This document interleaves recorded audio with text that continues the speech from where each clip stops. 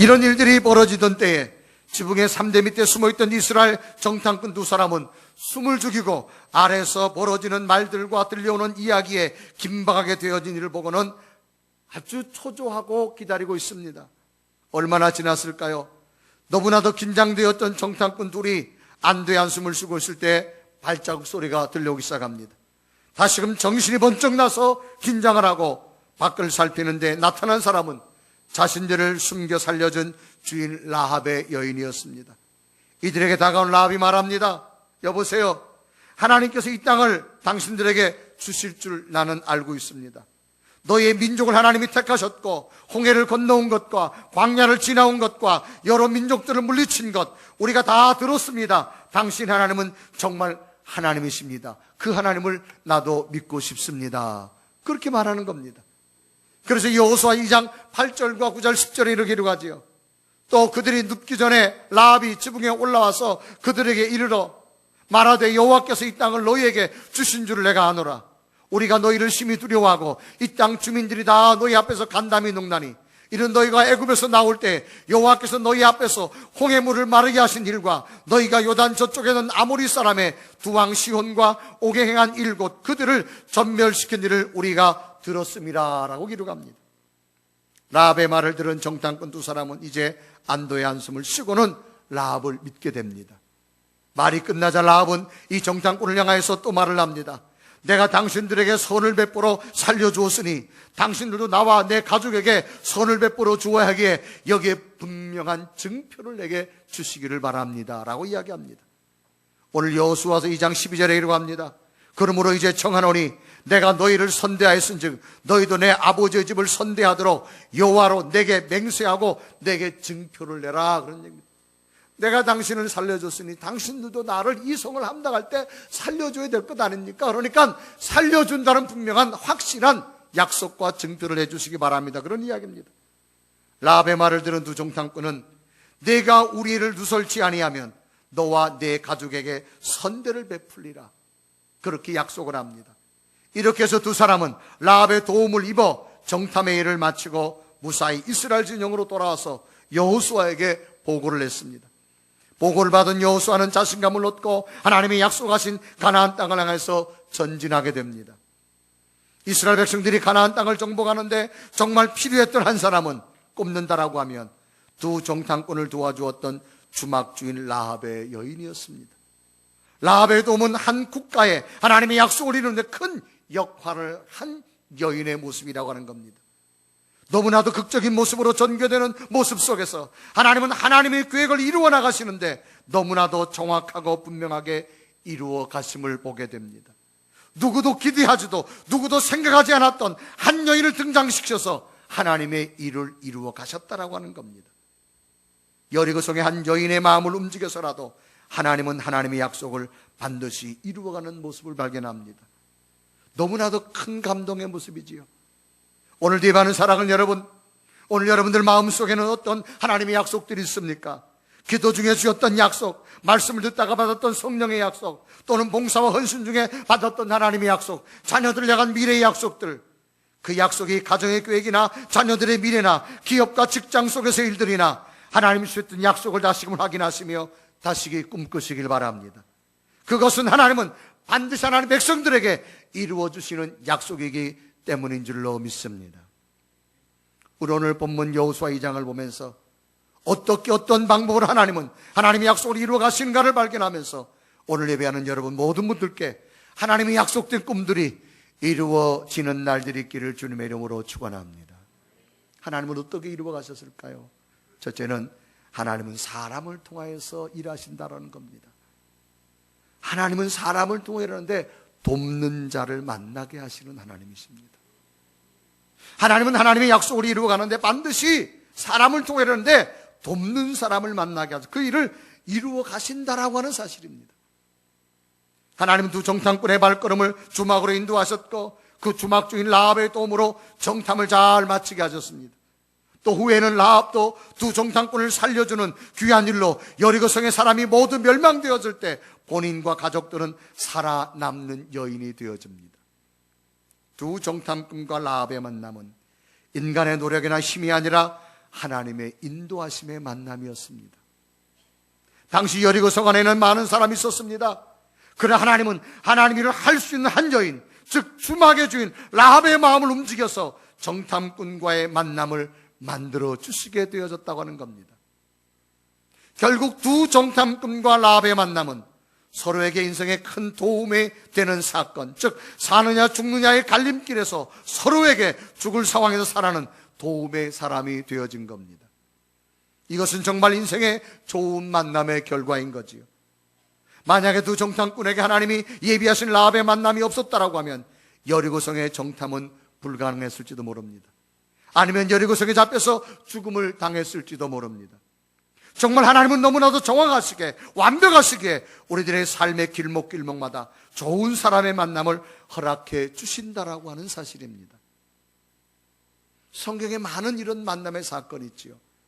열왕기하 5장에 보면 아람 나라의 군대 장관 나아만이라는 사람을 소개합니다. 당시 아람 나라는 굉장히 강대국이었어요. 주변 사람들을 늘 전쟁에서 승리로 이끄는 나라입니다. 그런 나라의 군대 장관, 오늘 말하면 국방장관격에 해당되는 사람입니다. 대단한 권력자입니다. 그런데 이 사람은 당시 불치병인 문둥병에 걸려 있었습니다. 이 문둥병은 히브리 보면 차라트라는 단어고 헬라어로는 레프아라는 단어인데 여러 가지 발진성 피부병으로 피부질환을 일으키는 포괄적 용어로도 사용되어졌는데 조직세포가 죽어가는 증상입니다. 현대적인 병명으로 말하면 한센병이다 그렇게 말할 수 있죠. 당시는 저주받은 병, 불치의 병, 전염병으로 여겨져서 일반 사람들과 생활할 수 없습니다. 그럼에도 불구하고 이 사람은 그래도 권력을 가지고 있기 때문에 밖에서는 군복을 입고 모든 사람에게 자기의 영광을 나타내는 사람이지만 집에 들어오면 외롭고 쓸쓸하게 자기 아픈 진물을 닦아낼 수밖에 없는 그런 사람이었습니다. 겉으로는 화려하나 옷 속의 피부와 마음은 너무나도 상처투성이었습니다. 그런데 도저히 고쳐질 수 없는 문둥병이 고쳐지는 겁니다. 어떻게 그러면 이 아람 나라의 나아만이 문둥병 고쳐지느냐? 결정적인 요인은 하나님의 선지자 엘리사를 만났기 때문입니다. 엘리사를 찾아가서 만났습니다. 그때 엘리사가 말합니다. 내가 낫고 싶으면 저 요단강에 가서 7번 목욕해라. 처음에는 나아만이 말을 안 듣습니다. 그러나 마지막 하나님의 선지자의 말대로 7번 목욕하고 나오는데 그의 살결이 어린아이 살결처럼 휘어졌다라고 성경은 기록합니다. 열왕기 5장 14절에 이루어가지요. 나아만이 이에 내려가서 하나님의 사람의 말대로 요단강에 7번 몸을 잠그니 그의 살이 어린아이의 살같이 회복되어 깨끗하게 되었더라. 있을 수 없는 일이지요. 문둥병이 고쳐진 겁니다. 그것은 하나님의 사람 엘리사를 만났기 때문입니다. 여러분, 만남이 이처럼 소중합니다. 만약에 이 나아만이 하나님의 선지 엘리사를 못 만났다라고 하면 그나마 문둥병으로 죽고 말았겠지요.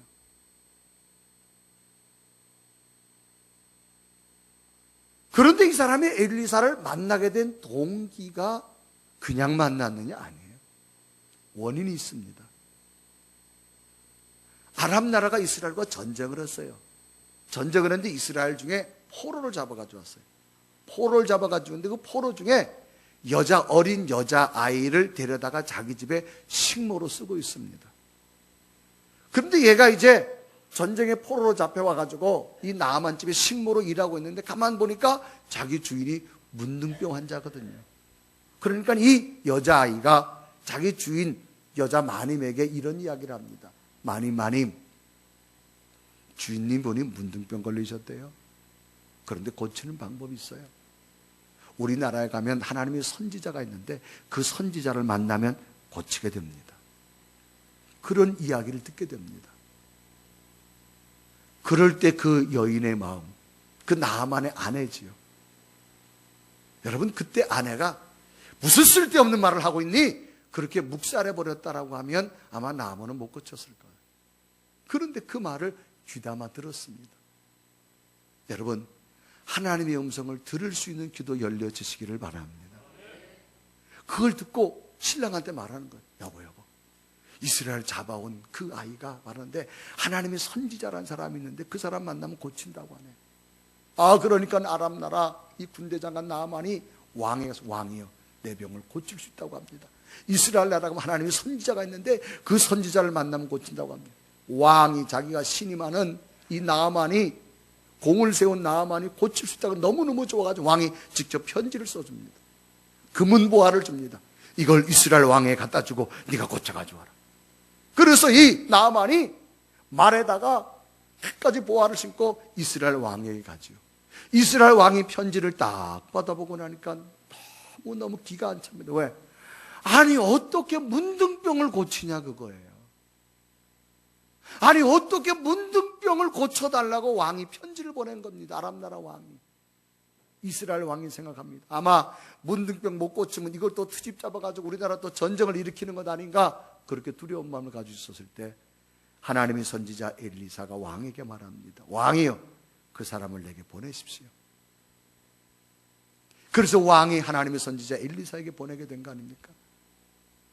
이제 나아만이 큰 국방장관의 옷을 입고 말을 타고 엘리사 앞에 가는데 엘리사가 뛰어나와가지고 어서 오십시오 인사로 됐으면 좋은데 나오지도 않습니다.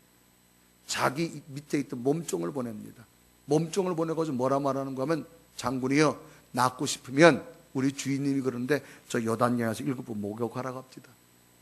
나아만이 화가 났습니다. 우리나라의 강에 가면 이보다 더 좋은 강이 얼마나 많은데 이 요단강에서 내가 목욕하려고 언제 나느냐? 돌아가려고 합니다. 그런데 그 옆에 있던 신하들이 말합니다. 장군이요 당신 뭐하러 왔습니까? 고치러 오지 않았습니까? 왜 해보지도 않고 안 된다고 합니까? 그때 나아만이 말에서 내려서 자기 군복을 벗고 목욕을 하는데, 여러분들 얼마나 창피하겠어요. 목욕은 자기 옷을 다 벗는 겁니다. 계급장도 다 떼야 됩니다. 그것도 부하들이 보는 앞에서. 한 번도 아니고 두 번도 아니고 7번까지 하라고 말합니다. 7번을 하고 났는데 어린아이 살결처럼 휘어졌더라고 말합니다. 깨끗하게 됐어요. 나만이 엘리사를 만나지 못했다라고 하면 그냥 문둥병으로 죽었을 거예요. 그런데 하나님의 선지자 엘리사를 만난 동기가 자기 집에 데리고 온 여자아이입니다. 식모로 데리고 온 계집아이입니다. 열왕기하 2장 5장 2절과 3절에 기록하지요. 전에 아람 사람이 떼를 지어 나가서 이스라엘 땅에서 어린 소녀 하나를 사로잡음에 그가 나아만의 아내에게 수종들더니 그의 여주인에게 이르되 우리 주인이 사마리아에 계신 선지자 앞에 계셨으면 좋겠나이다. 그가 그 나병을 고칠까 하는지라 그랬습니다. 전쟁 중에 잡아온 어린 계집아이. 먼저는 이 아이와의 만남이 엘리사의 만남으로 이어졌습니다. 그 만남은 정말로 죽음을 기다릴 수밖에 없는 나아만에게 큰강한 새로운 희망과 축복의 사람으로 변화하게 되어졌습니다. 이 만남은 나아만 생애의 최고의 만남이었습니다. 절망과 죽음에서 건져내고 회복될 수 있었던 결정적인 만남이었습니다. 인생에 있어서 만남이 얼마나 소중한지 모릅니다. 여러분 생애에도 축복된 만남들이 많아지시기를 바랍니다. 사도행전 16장에 보면 사도 바울이 복음 전도 사역이 시작됩니다. 바울이 처음엔 예수 믿는 사람을 핍박하는 자였지만 예수 그리스도를 만난 다음에 복음 전하는 자가 되어지는데 3차에 걸쳐서 복음을 전도합니다. 2차로 복음을 전도하려고 할 때에 기도하는데, 그때 바울이 있었던 지역이 지금 지도로 말하면 터키 땅입니다. 중앙아시아입니다. 그래서 이 바울이 기도하기를 하나님이 내가 아시아 쪽으로 가서 복음을 증거하겠습니다. 그렇게 기도하고 준비를 했습니다. 이제 아시아 쪽으로 가서 복음을 증거하려고 하는데 성령의 음성이 들려옵니다. 바울아, 아시아 쪽으로 가지 말아라. 반대 방향인 유럽 쪽, 지금의 유럽 쪽 그리스 땅입니다. 그리스 유럽 쪽으로 가라. 성경은 빌립보 지경이라고 말합니다. 글로 가라고 말합니다. 근데 바울이 하나도 아시아 쪽으로 가려고 준비했지 유럽 쪽으로 가려고 준비하지 않았어요. 아마 그때의 바울이 복음이 아시아 쪽으로 들어왔으면 아마 아시아 쪽의 기독교가 먼저 들어왔을지도 몰라요. 그런데 성령께서 아시아 쪽으로 가지 말고 반대의 유럽 쪽으로 가라고 말합니다. 사도행전 16장 6절과 7절에 이렇게 합니다. 성령이 아시아에서 말씀을 전하지 못하게 하시거늘 그들이 부르기아와 갈라디아 땅으로 다녀가서 무시 앞 이르러 비두니아로 가고자 했으되 예수의 영이 허락하지 아니하는지라. 애를 썼지만 성령께서 예수의 영이 허락하지 않는 겁니다. 그래서 바울이 준비했던 모든 걸 포기하고 전혀 준비하지 않았던 빌립보 지방으로 갑니다. 유럽의 첫 관문, 지금의 그리스 땅입니다. 그런데 놀라운 것은 그 빌립보 지방에 한 여인을 하나님은 준비해 놓으셨습니다. 루디아라고 하는 자주장사 여인입니다. 이때 자주장사라는 얘기는 아주 굉장히 고급 옷감을 말합니다. 그러니까 대상인입니다. 경제적으로 많은 여유 있는 여인입니다. 이 여인의 마음을 움직이시기 시작합니다. 그래서 이 여인으로 하여금 빌립보 복음 사역의 많은 후원자가 되어집니다. 바울은 전혀 준비하지 않았는데도 이 빌립보에 가가지고 루디아라는 여인을 만남으로 바울이 새로운 유럽 복음 전도에 큰 주춧돌의 역할을 합니다. 사도행전 16장 14절에 하지요. 두아드라시아에 있는 자주옷감 장사로서 하나님을 섬기는 루디아라는 한 여자가 말을 듣고 있을 때 주께서 그 마음을 열어 바울의 말을 따르게 하신지라. 하나님께서 예비해 놓았어요. 아름다운 만남을 예비해 놓았습니다. 사랑하는 성도 여러분, 하나님이 여러분 앞길 속에 좋은 사람 만나는 복된 길이 되기를 주님의 이름으로 축원합니다. 여러분, 사람 잘못 만나서 고생하는 사람 많습니다. 사람 잘못 만나서 눈물 흘린 사람 얼마나 많은지 몰라요. 인생 탄탄대로 잘 나가도 사람 잘못 만나가지고 인생의 노년에 고생하는 사람도 얼마나 많은지 몰라요. 복된 자들이 만나지시기를 바랍니다. 특별히 여러분 자녀들 앞길 속에 좋은 사람들이 만나지기를 주님의 이름으로 축원합니다.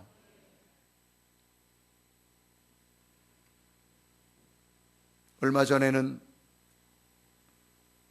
저희 가족의 아이들을 다 데리고 제가 처음으로 목회를 했던 전도자 시절에 첫 목회를 해서 개척을 해서 교회를 세웠던 교회를 방문한 적이 있습니다.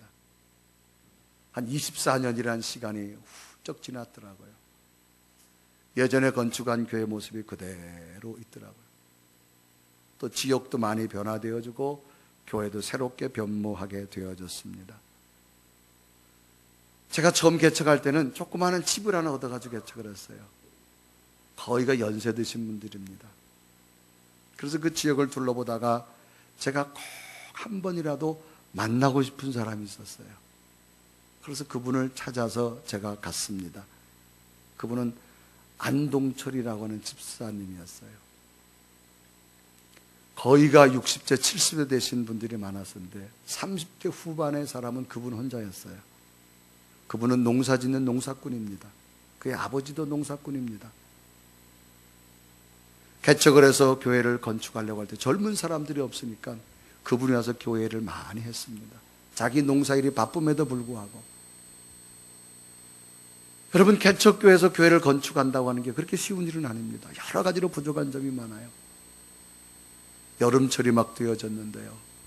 그분이 고추 농사를 지었는데 저녁이 됐는데 몸에 땀을 흘린 채로 교회를 온 거예요. 전사님, 왜요? 오늘 고추 팔았어요.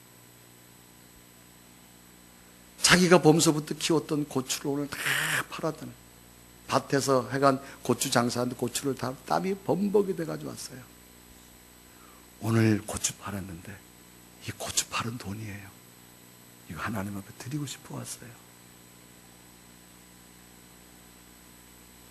온몸에 땀이 범벅이 됐는데 그 정말 여름 내내 고추를 지었던, 그 땀을 흘며 고추 팔았던, 그 상인한테 팔았던 돈 그대로를 들고 가지고 왔어요. 제가요, 더 시간이 지나면 마음이 변할까 봐요.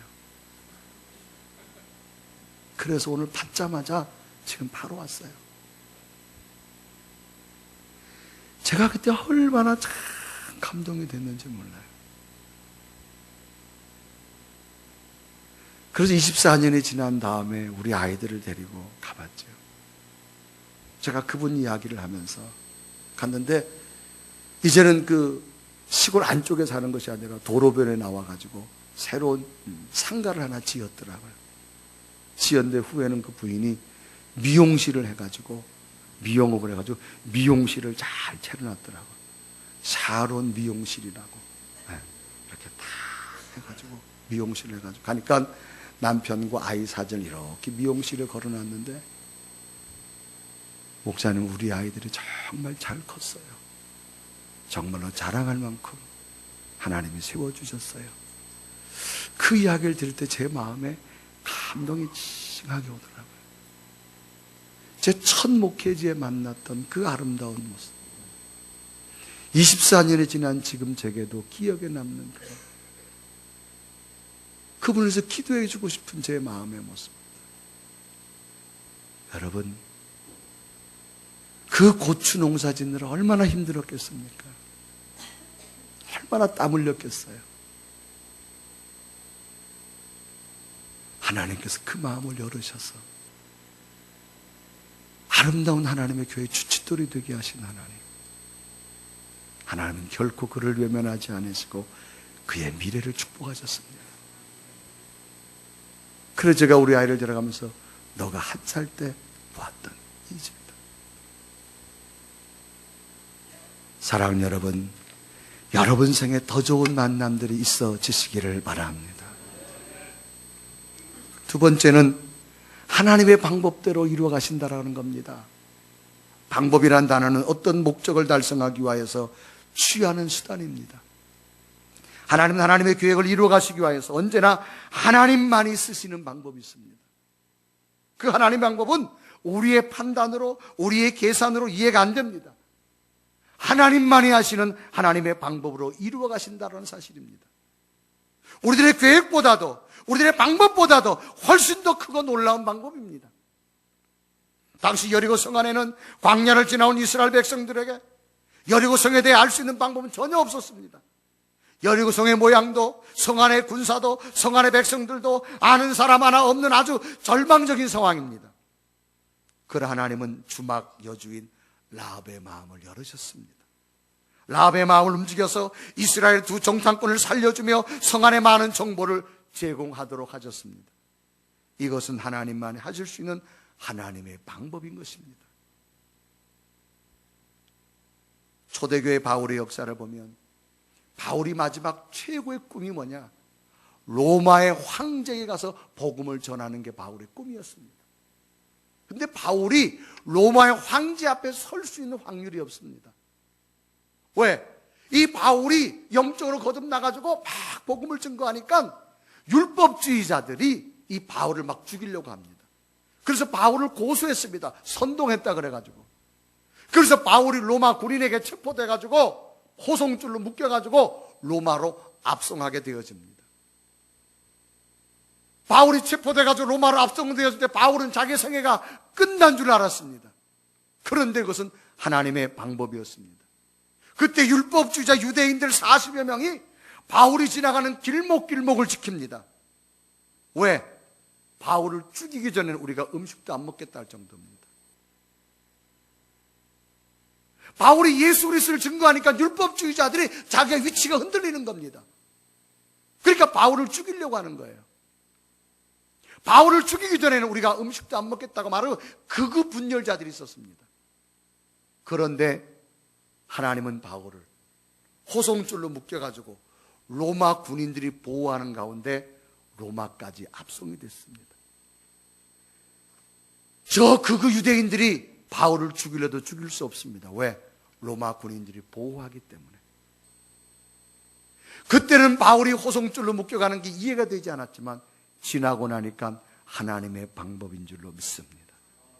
그래서 마지막 로마 황제 앞에까지 바울이 설 수 있게 되어집니다. 죄수의 몸으로 호송줄에 묶여서 로마군의 호위를 받으며 가장 안전하게 로마에까지 압송할 수 있는 하나님의 상황을 만드신 겁니다. 때로는 정말로 이해되지 않는 하나님의 인도하심, 하나님 방법, 그것은 하나님의 큰 뜻을 이루기 위한 하나님의 인도하심이라는 겁니다. 홍해바다를 갈르신 것도 이해 안 됩니다. 만나와 메추라기를 주신 것도 이해가 안 됩니다.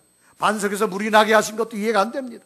요단강을 건넌 것도 이해가 안 됩니다. 이 모두가 이해되지 않지만 하나님은 하나님 방법대로 이루어 가신 줄로 믿습니다.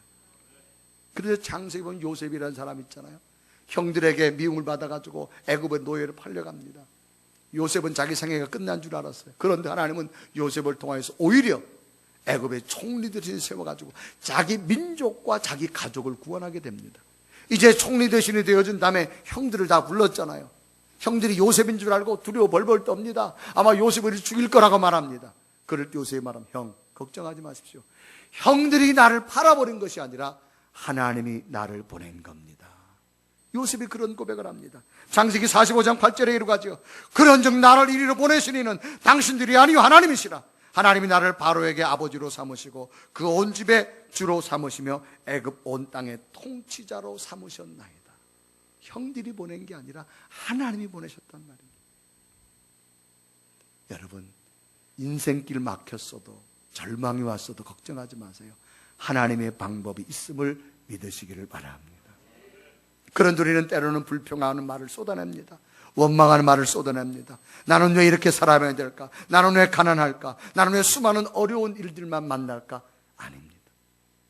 과정입니다. 그 과정 속에 하나님의 위대한 계획을 발견하는 믿음이 되기를 바랍니다.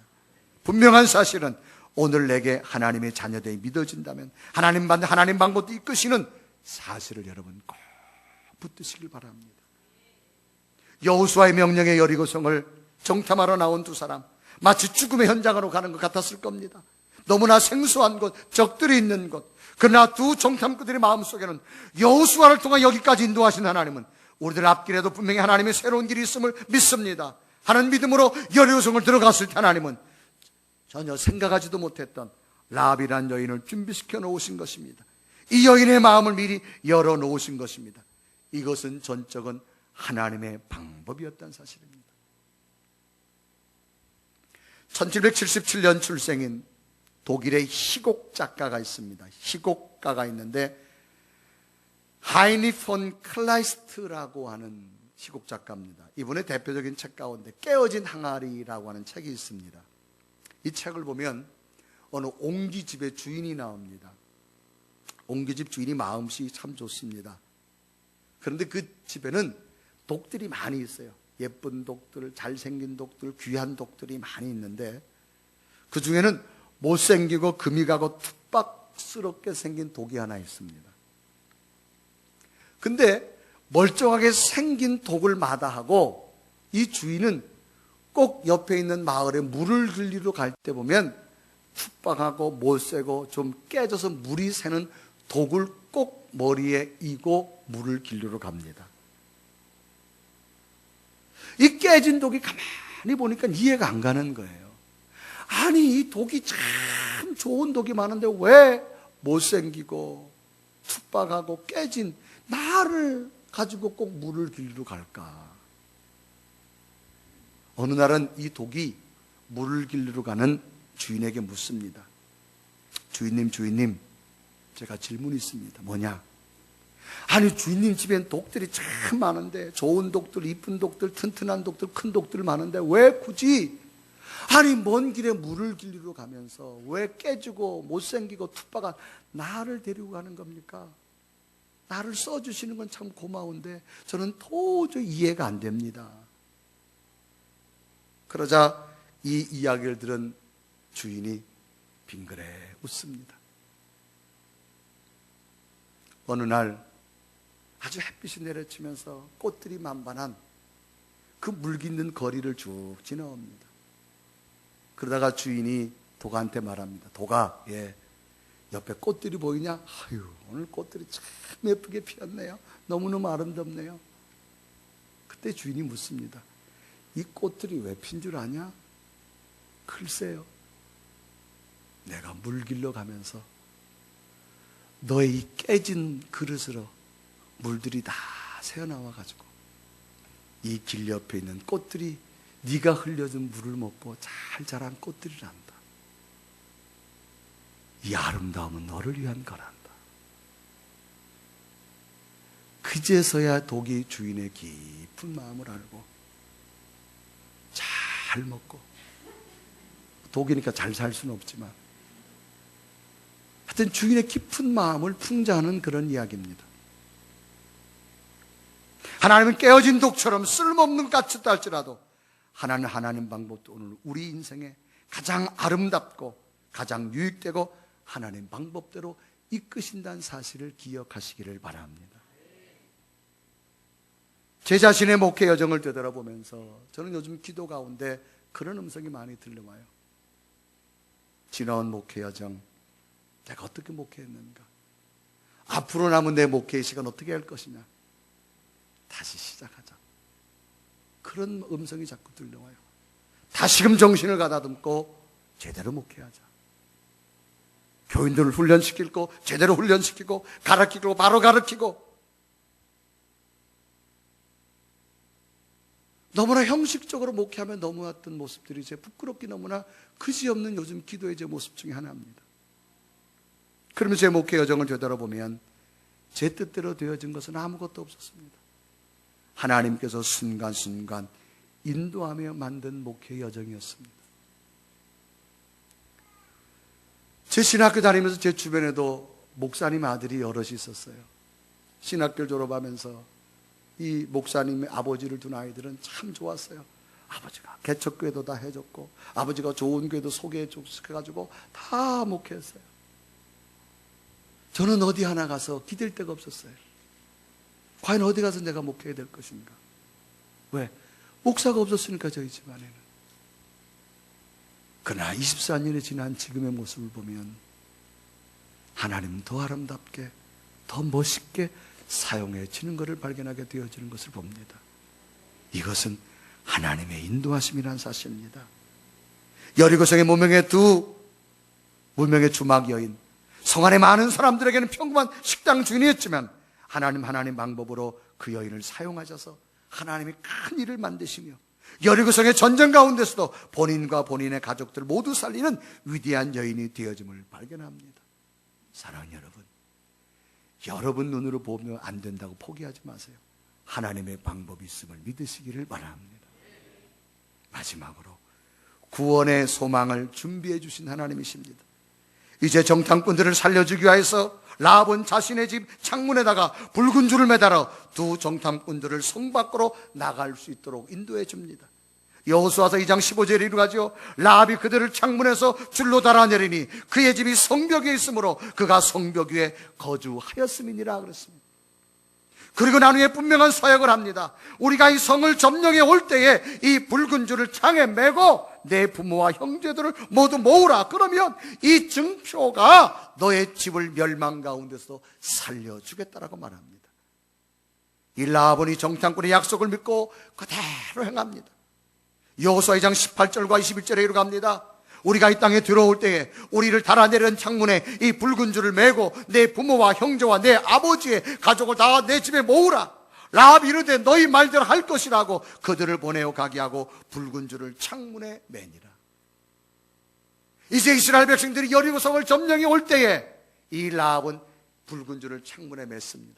그리고 온 가족들을 불러 모았습니다.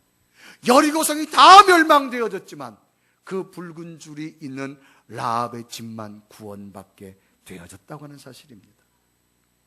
구원의 약속을 믿고 붉은 줄을 메고 기다린 라합의 여인, 저의 믿음대로 구원해 주었습니다. 이 줄이라고 하는 단어는 히브리의 티크와라고 하는 겁니다. 가는 선이라는 뜻입니다. 영어로서는 라인이라는 단어를 씁니다. 그런데 이 히브리의 티크와라는 단어 속에는 무슨 의미가 담겨져 있느냐? 소망이라는 단어가 담겨져 있습니다. 라합이 내건 붉은 줄은 소망의 줄을 의미합니다. 여리고성이 멸망할 때에 자신은 구원받을 거라는 소망의 줄이었습니다. 믿음의 줄이었습니다. 오늘의 붉은 줄은 무엇을 의미할까요? 오늘의 붉은 줄은 예수 그리스도의 보혈을 상징합니다. 라합이 붉은 줄을 통하여만 구원을 받을 수 있었던 것처럼 오늘 우리들에게도 구원의 성취는 예수 그리스도 보혈만으로 가능한 소망을 우리에게 주셨다라고 하는 사실입니다. 여리고성이 멸망되어지는 절망 가운데서도 붉은 줄을 붙들고 소망 가운데 기다린 라합처럼 오늘 우리도 어떤 절망 가운데서도 좌절 가운데서도 예수 그리스도의 보혈의 능력을 믿는다면 하나님은 반드시 하나님 방법대로 이루어 가신다라고 하는 사실입니다.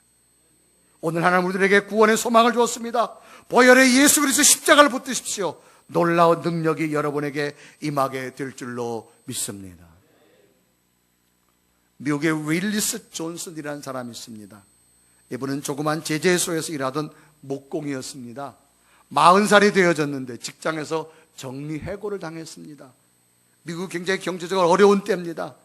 이 존슨은 하늘이 무너지는 것 같았습니다. 왜 하필이면 나는 열심히 회사에 일을 했는데 수많은 사람들 가운데 왜 나를 정리해고시키느냐.